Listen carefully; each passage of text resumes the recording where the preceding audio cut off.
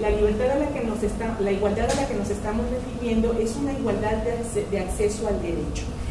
Ojo con esto, porque la igualdad de acceso al derecho no siempre implicó la posibilidad de acceder al derecho, porque vean, por ejemplo, los distritos electorales se hacen desde el escritorio, o sea, se agarra un mapa y se hacen los distritos electorales.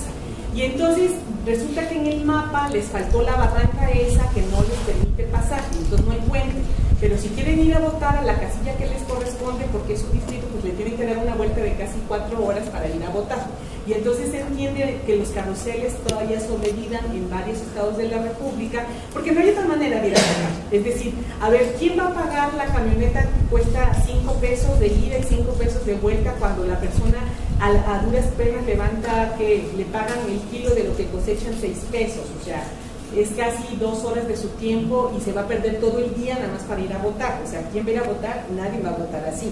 Vamos a votar cuando la casilla nos toca a la vuelta de la casa y nos enojamos y tenemos que estar ahí parados 2 o 3 horas, ¿no? O sea, hay quienes llegan hasta con el vaquito. Entonces, realmente la igualdad plantea la igualdad de acceso, pero no empieza con esta idea de un acceso real, sino de que todo el mundo puede llegar. Ahora, si ustedes compran y no tienen para las copias, pues qué pena, o sea, eso no se legisló en su primer momento. Solamente era el no prohibirle a nadie acceder, esa era la idea de la igualdad, ¿sí? Era una igualdad en el acceso no garantizada en un 100%, pero por lo menos partía del principio de que a nadie se le prohibía el ingreso, ¿sí? O sea, todo el mundo podía, si tenía con qué y quería, podía hacerlo. Y bueno, hasta la fecha no ha cambiado mucho. Yo les vuelvo a repetir, sobre todo en los estados, sobre todo en las comunidades muy pobres, por ejemplo, llevar un testigo no es fácil porque le estamos pidiendo a la persona que pierda su día laboral. O sea, todo lo que él iba a ganar, nadie se lo va a reponer. Entonces, mucha gente dice que en los estados los testigos se compran. No es que se compren, es que hay que pagarles porque están perdiendo su día. ¿Sí? Es solamente de elemental justicia. Vean cómo la justicia no tiene nada que ver con el derecho.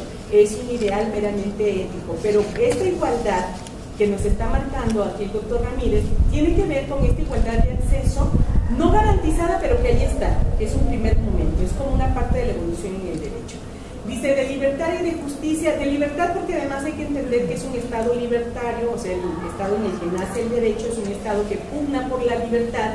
Recuerden que todavía vamos a llegar a la Segunda Guerra Mundial, a 1945, a la conformación de las Naciones Unidas, y solamente tenemos 91 estados formados, es decir, solamente hay 91 estados. India llega como un elemento, pero es un territorio, es territorio todavía de Inglaterra, y sin embargo llega a las Naciones Unidas.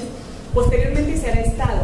Hoy en día las Naciones Unidas tienen más de 200 escaños, es decir, más de 200 espacios. Imagínense que para 1945 nada más había 91 estados libres y soberanos, o sea, más de la mitad surgieron después. Todavía en el 2013 un territorio se convirtió en estado. Entonces vean cómo la idea de libertad, pues sí, era algo indispensable. Era algo que a lo mejor es como los derechos humanos hoy en día, todo el mundo los pelea, nadie sabe qué significa, nadie sabe el procedimiento, pero ya todos sabemos que hay derechos humanos y todos queremos que se nos respeten, ¿sale? Entonces así nace la idea de libertad también. Y bueno, la idea de justicia se trae a colación, después va a ir desapareciendo de los conceptos de derecho.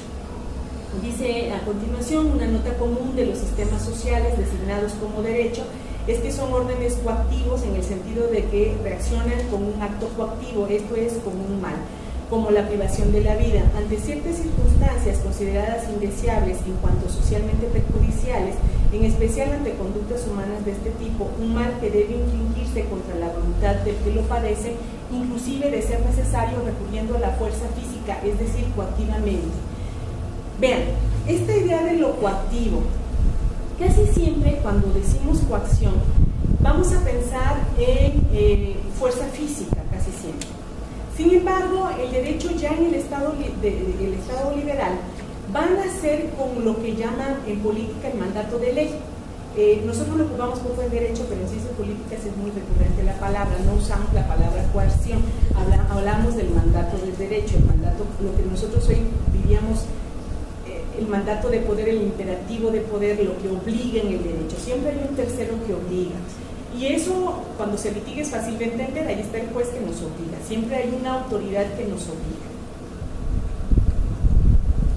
Y no nos obliga haciéndonos manita de cuerpo, no. O sea, en realidad tiene la capacidad de realizar actos